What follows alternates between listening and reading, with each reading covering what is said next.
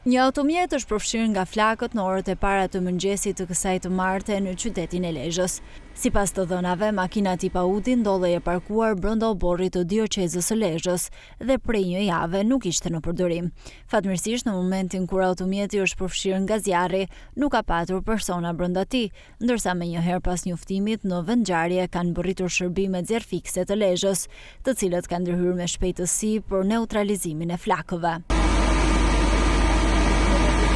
Falë reagimit të kohë është bëri mundur izolimi i zjarrit, edhe shmangja përhapjes së tij drejt ambienteve të IPSHKV-së së Lezhës dhe objekteve të tjera pranë. Flakët kanë shkaktuar dëme të konsiderueshme materiale në automjet, i cili është djegur pothuajse plotësisht. Ndërkohë policia dhe grupi hetimor kanë nisur verifikimet për të përcaktuar shkakun e saktë të zjarrit.